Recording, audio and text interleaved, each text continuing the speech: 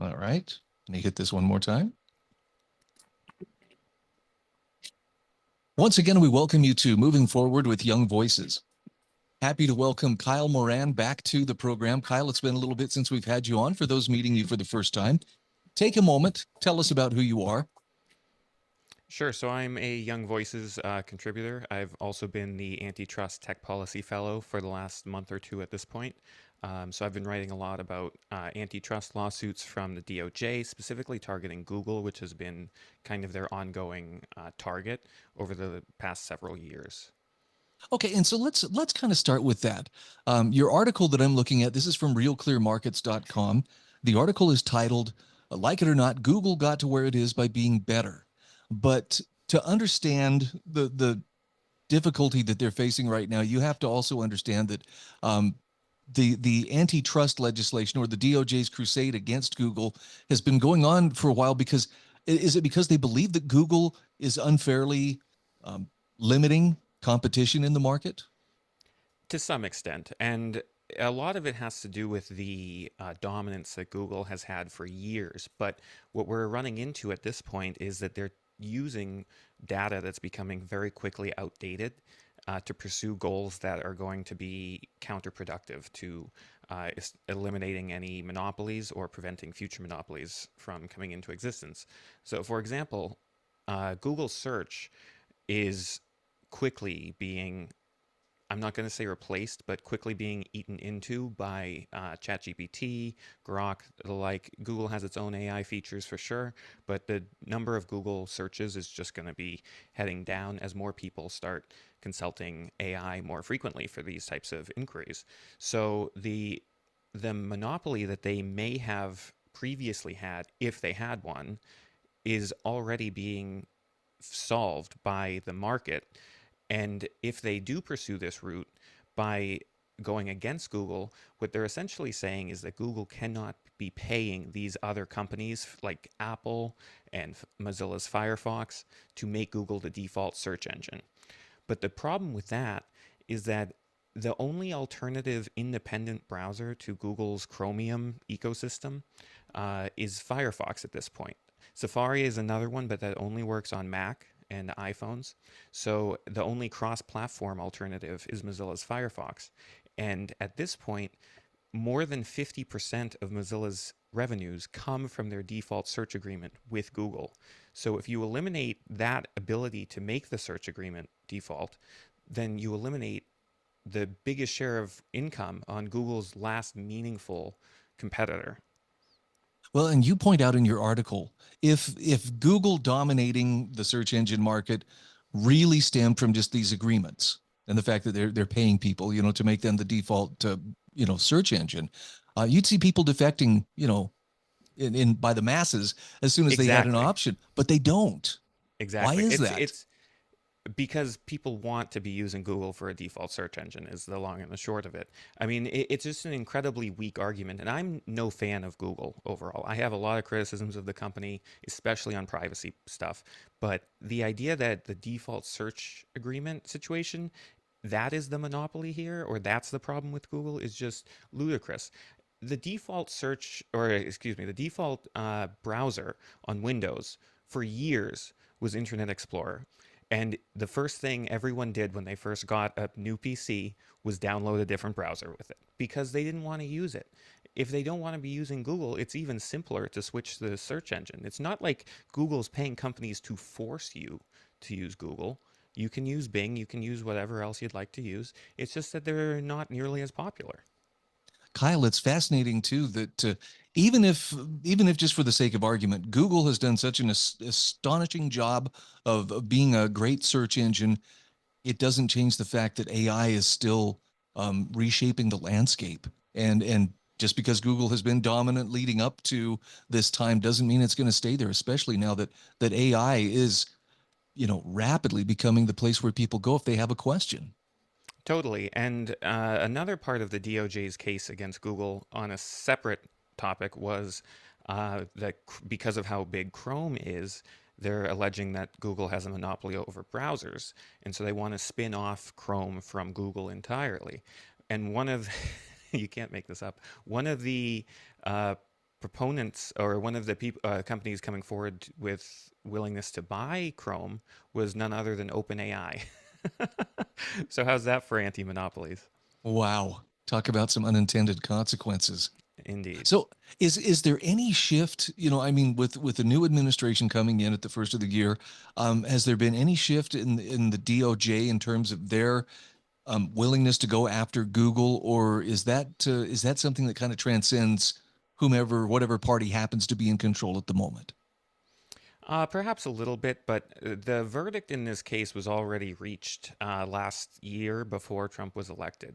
So now they're just debating over semantics of how this stuff is going to be solved and resolved, and whether Google gets parts of it broken off or not.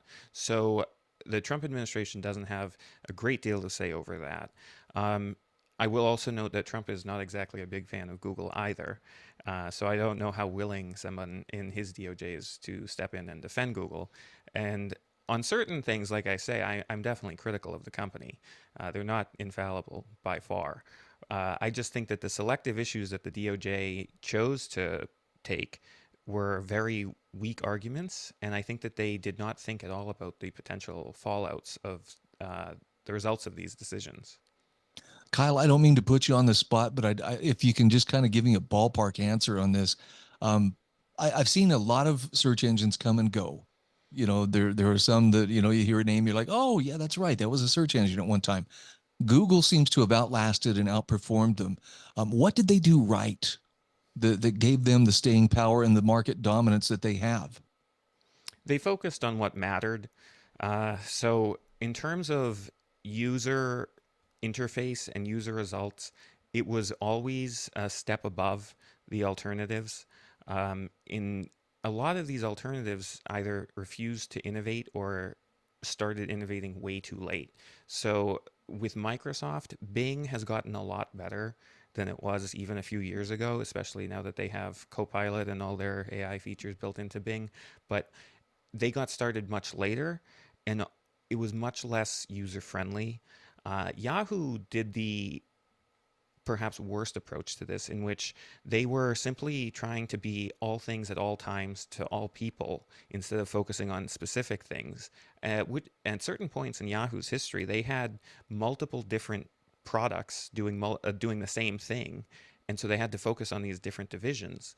Microsoft did have the same dynamic with Skype and Teams for a little bit, but they just got rid of Skype altogether. But overall, they focused a little bit better than Yahoo. Google has really focused on what matters.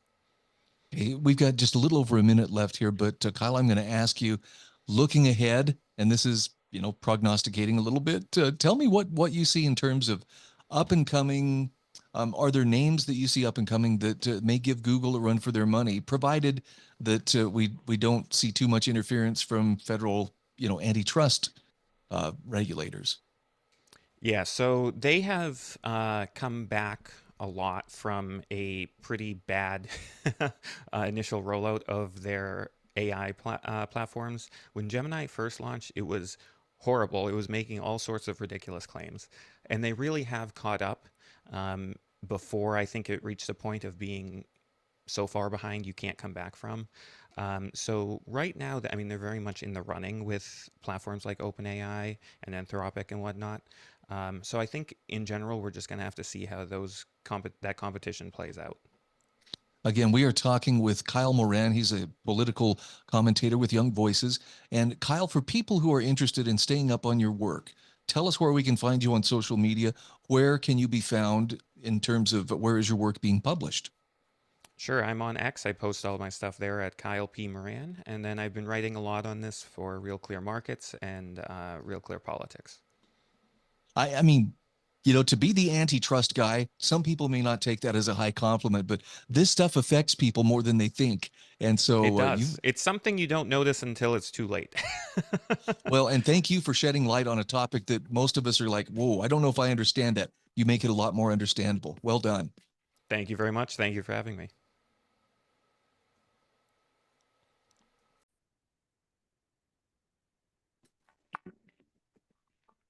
And we are back on Moving Forward with Young Voices. Hey, we're happy to welcome Tyler Curtis back to the program. Tyler, it's been a little while since we've had you on. Take a moment, will you? Tell us about yourself and about what you do. Yeah, thanks for having me on. Well, so by day, I am a loan officer at a community bank in Missouri. In my free time, I write op-eds and commentary about economic policy, religion, American history, and pretty much anything that tickles my fancy. So I'm looking at a piece that you wrote. This was published by the Mises Institute. The title is Interest Rate Caps Won't Solve America's Debt Problem, but Here's What Will. And I didn't realize we had so many good members of Congress at looking out for the average American by proposing to cap credit card interest rates. Tell me, how is that supposed to help solve the debt problem again? Well, Brian, you should know that it takes one to know one, and Congress leads the biggest debtor in the United States. The American government has $30 trillion in debt, so they are well aware of the problems that debt can cause. Although their solutions sometimes aren't always the best, even if they sound really nice. So they're looking at Americans who have now over $1.1 trillion in credit card debt. So it is astronomical. And interest rates on credit cards can be very high, 21 to 25%, depending on the source that you look at. For the average rate, and like all populist politicians, especially, they think they have a really simple solution, which is just to help Americans deal with that historical credit card debt, which is just to cap the rate at 10%. So we're talking about lowering it to half of what its current rate is, or even more than that, in order to try to save Americans money on that interest. But there are unintended consequences that would result from that, unfortunately. Oh, so many places we could begin here. Let's talk about why the easy solutions usually are not the effective solutions. Yeah, it's unfortunately complex problems don't always have super easy solutions. It would be nice if you could just say, let's just put a price max on the credit card rates. Just like, hey, if people aren't earning enough money, we'll just raise the minimum wage, so it force employers to pay more. But yeah, this is sort of like using a hammer to to to solve a problem that needs a scalpel. Um, and the unintended consequences really are legion here. What would happen is just like any other price control, and that's what interest rate maximums are, price controls, is that if you lower the price below what the market is otherwise offering, you're going to have the producers or suppliers of that product or service are going to stop offering it, at least to certain people. There was a study done recently that actually found that up to 80 to 90%, depending on what state you live in, 80 to 90% of credit card holders would lose access to their credit cards because it is such a draconian, extreme price maximum that these Congress people want to impose. By the way, that's Senator Josh Hawley, who's from my state of Missouri, and Senator Bernie Sanders, and then the House of Representatives. This has been proposed by Alexandria Ocasio-Cortez and Anna Paulina Luna of Florida.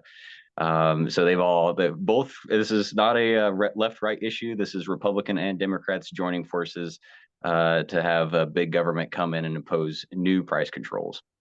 So let's talk about some of the alternatives that don't involve government coming in and capping those credit card rates. When it comes to reducing the debt problem, in other words, the amount of debt that Americans are taking on or living under each day, what are some things that we could be looking at? Yeah, so I in my piece I look at two different policies that I think would be helpful. Both of them are pro-growth, so they're mainly about getting the government out of the way in order to help people basically just increase their income so that they can better deal with the debt they do have, or avoid going into credit card debt in the first place. One of those is to keep corporate income taxes competitive, which the 2017 job Tax Cut and Jobs Act did, and it looks like the one big beautiful bill is making them a little bit more permanent. So by slashing corporate income taxes, we can encourage and incentivize companies to grow and invest in their employees, and then they're able to pay them more money. And we've seen over the past 8 years since those tax cuts were put in place, that's exactly what happened. It did lead to workers earning more money. And then the other policy is something that if these four members of Congress really wanted to be a little bit more aggressive with, is us being more assertive with their tax power, and preventing the president from unilaterally imposing these giant haphazard tariffs that he's been talking about for a few months now. Depending on, it's difficult to say how much these tariffs are going to cost Americans, because the president has not been very clear about what the rates are going to be, and that changes every day, it seems like. But some estimates have put on the high end have put the cost to the average American family at $4,400 a year, which is way more than the potential savings that people would get from a rate max on credit cards if those rate maxes did actually work. Dang. Well, I see the problem that you're illustrating here, in that you know, government really does tend to use that hammer for Yeah. whatever needs fixing. Um, so the tariff situation, I know that that's a source of a fair amount of contention, even among people who are Trump supporters. Is it possible to increase a nation's production of wealth through tariffs, or is this at its most simple just a tax hike in the cost of things that are imported that's ultimately passed on to the end consumers? Yeah, I don't really see any situation in which a new tax or an increased tax rate helps make a country more productive. I know there have been talks about maybe offsetting the cost of tariffs by lowering either personal income taxes or other types of taxes. With the size of the federal deficit right now, I don't know if that's going to be even on the table, or if it would even be an effective solution. Another problem is that tariffs are regressive taxes, so they hit poorer people more significantly than more middle class and richer people. So and who holds a lot of credit card debt, and it's harder. Poor people or people in the lower income brackets have more credit card debt. And it's harder for them to pay it off. So it doesn't really make any sense if you want to help people that are a little bit lower income to raise tariffs, which ends up costing them more money at the grocery store and other places. As you point out in your article too, um, even with those high rates of those high credit card balances, there are worse credit options that people could get pulled into. Maybe give us a couple examples of what people could do that are even worse than putting it on the credit card. Yeah, one of the worst options out there is something that the proposal doesn't even touch, which are payday lenders, which typically charge way more interest than credit cards do, and they start charging interest immediately, whereas credit cards offer you this 30-day float where you don't even get charged interest until several weeks after the transaction is actually posted. So yeah, and we're talking about rates in the 30 percentile or 40%. So absolutely outrageous, and much less convenient and more expensive than credit cards are. Again, we are talking with Tyler Curtis. Tyler, you make I think, a very powerful case that cutting taxes, Congress asserting itself if there's going to be taxes in the forms of tariff. Um, that's something that definitely would give us some alternatives. I guess the question now is, does Congress have the stomach to go after it? Seems like people who bring these things up tend to get maligned and threatened with primaries. Yeah, especially when you are going against the president who's part of your party. It's a little bit concerning that the Democrats are not making it more of an issue. This seems like a slam dunk. Hey, not only are these tariffs counterproductive and they're going to make people worse off, but they're also unconstitutional. So you have a double whammy there. So it would be nice if people from both sides of the aisle would go after the president on this issue, but Again, we're talking with Tyler Curtis. Tyler, where can people find you on social media? yeah, they can find me on X at Tyler Curtis 42.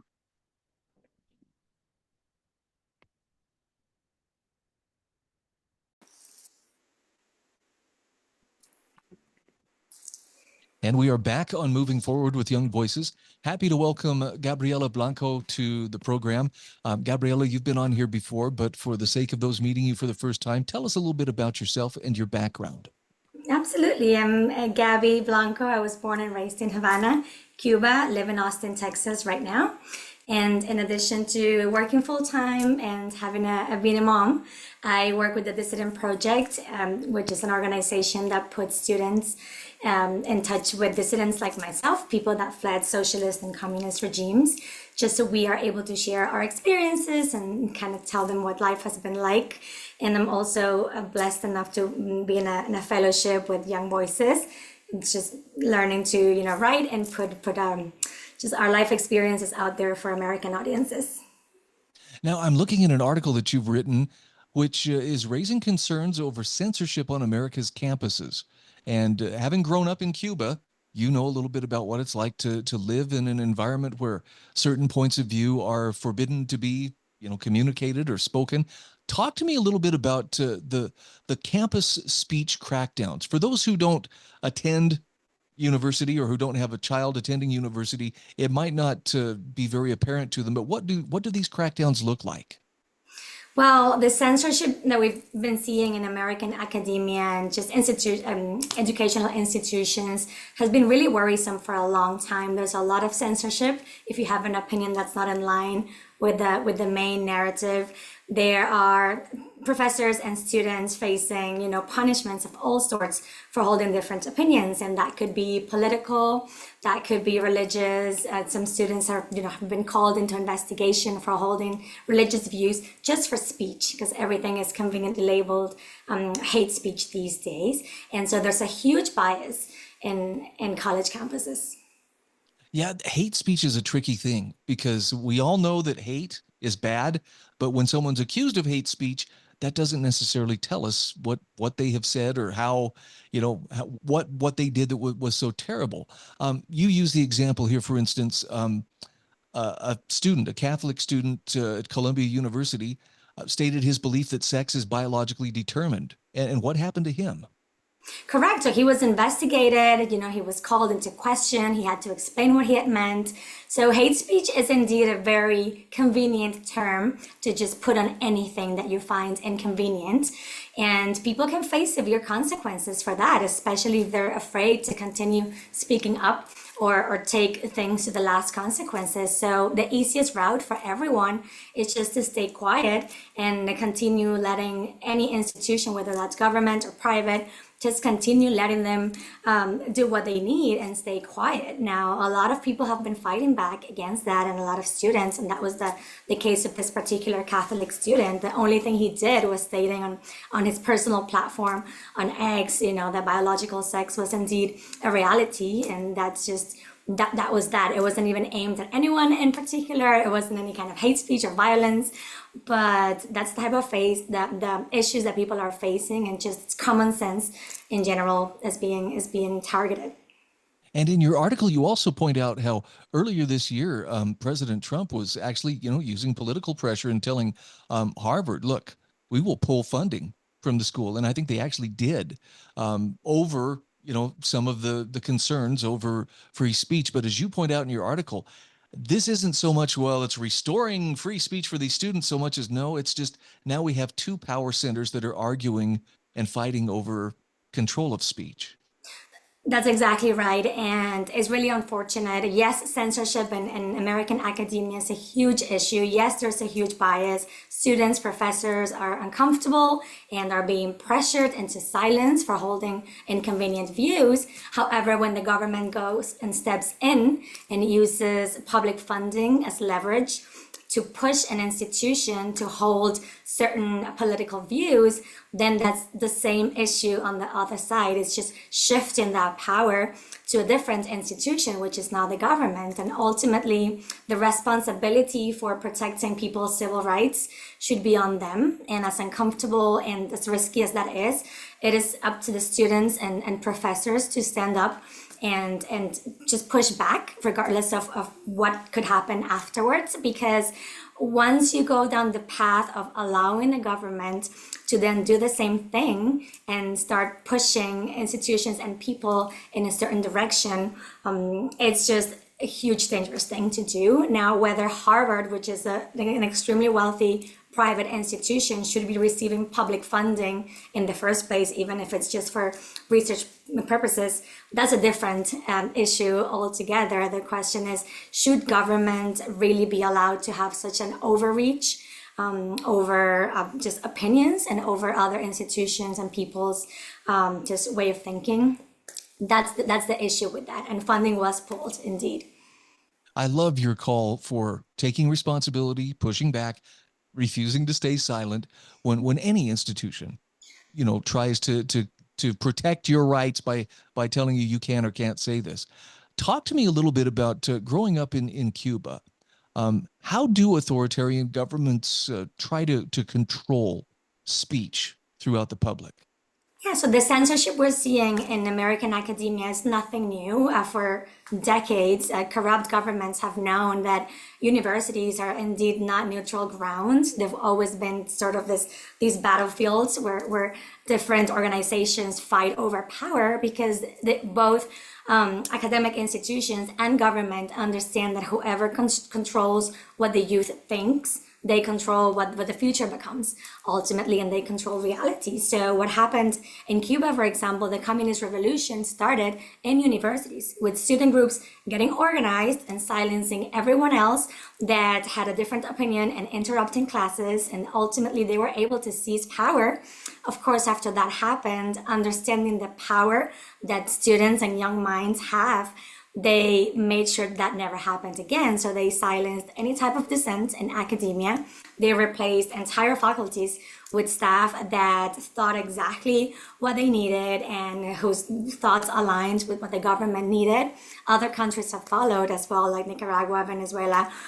People that have had inconvenient views, whether that's religious or political, they have been fired, they've been imprisoned, they've been silenced. And it's always done like it's being done here in the name of protecting people, in the name of social well-being, and, silencing hate speech. So I always say, be very careful of whoever's coming to save you. Yes, and I love that you point out too, when you hear people say, well, I don't want to say this out loud, you're seeing fear at work in silencing people. Yeah, absolutely. Because people know and we understand there's a huge risk in being the one person in an environment where you're the minority and you hold the only opinion that's different. There's always going to be like so much backlash. But it is the only way to really make sure your liberties are ultimately protected from both academic institutions and the government, because they also are never going to have your best interest at large, and power can easily be abused. So it should never be just given to anyone apart from individual citizens. By the way, I'm looking at the list of ideas that are considered inconvenient by elite institutions rather in the administration, and this seems familiar: faith, tradition, biology, family, politics. It is the exact same script. It's been known for the longest time. Whoever controls that and what people think of those particular subjects, family, politics, faith, they do control the narrative, and it's just easier. It's a more effective tool to just keep people quiet, because you save yourself the trouble in the first place. Yep. Well, I think sometimes there's an effort to demoralize, through that fear. You can't speak this, you really can't think this. And even if it's not a written policy or some openly enforced policy, the threat is usually enough to convince people, hey, I don't want to take a risk. And that's sad. Absolutely. Yeah, and it can destroy lives, because being accused of something serious like being hateful, being a Nazi, being discriminatory, being anti-Semitic, those are all terrible things that no one wants to even be associated with. So fear is sometimes a more powerful tool than even direct repression. That's all you need to do, and they know that full well. All these institutions know that, including governments. Again, we are talking with Gabriela Blanco. She is a liberty advocate for young voices, as well as part of the Dissident Project. How do people find you on social media? You can find myself under underscore Gabby Blanco on Instagram or X, and you can find the Dissident Project on both platforms as well. Book a Dissident. We'll come to your school free of charge. We'll talk to the students. We'll share our stories, and hopefully we can have meaningful conversations.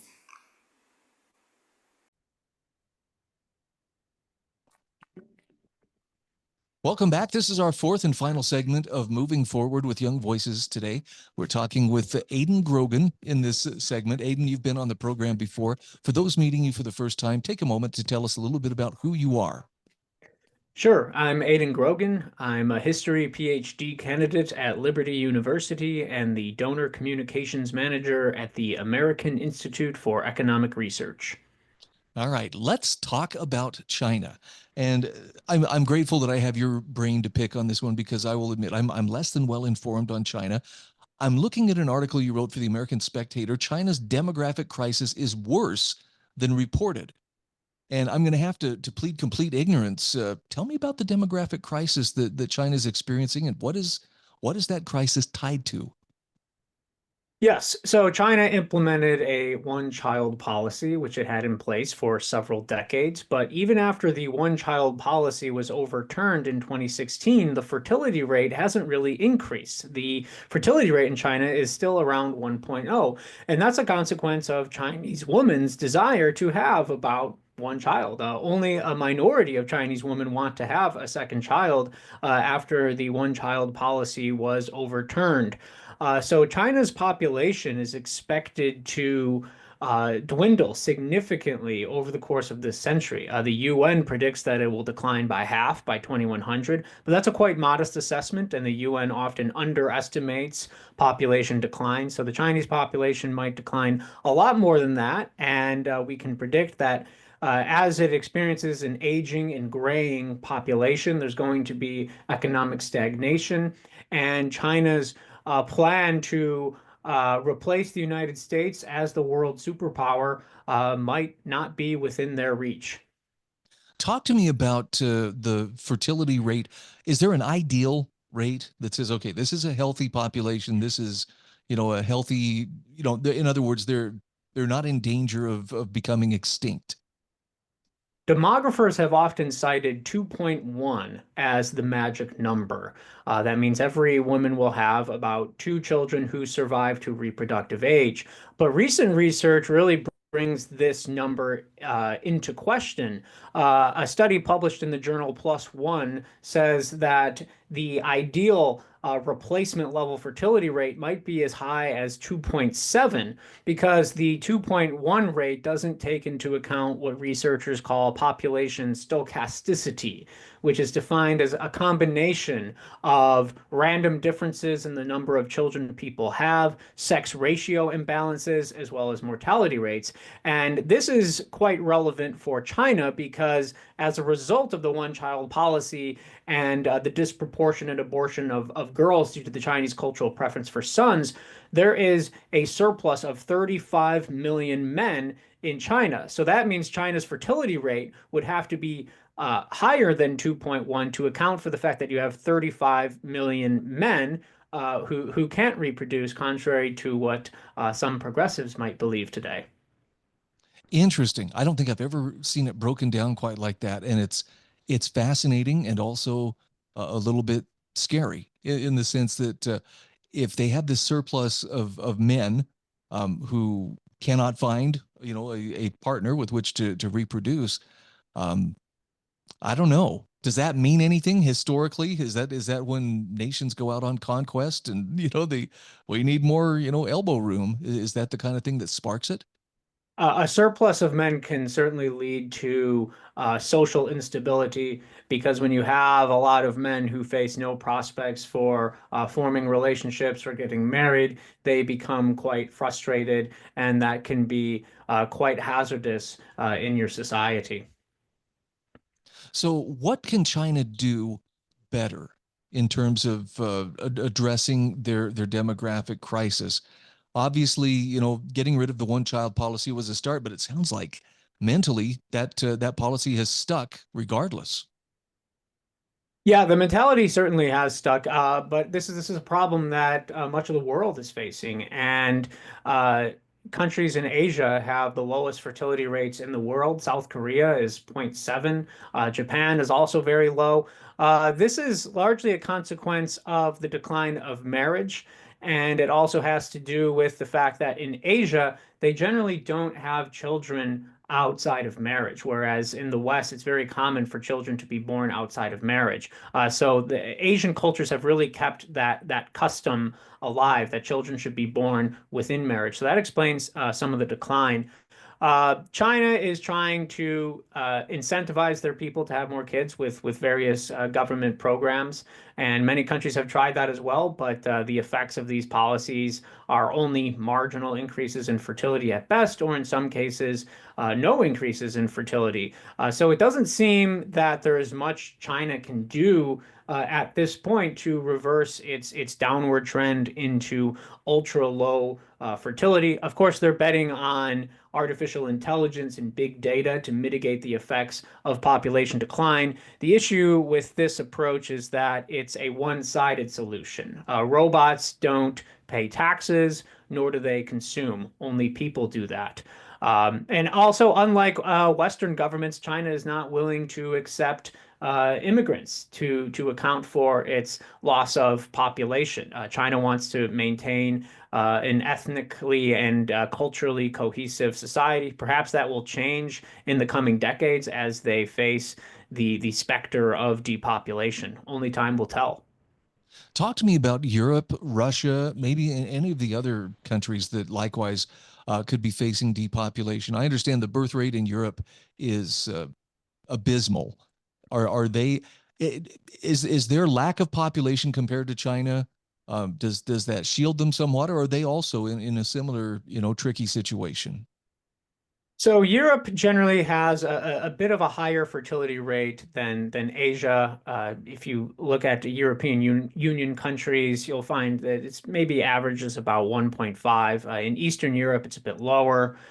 France, about 1.7, 1.8, depending on the year.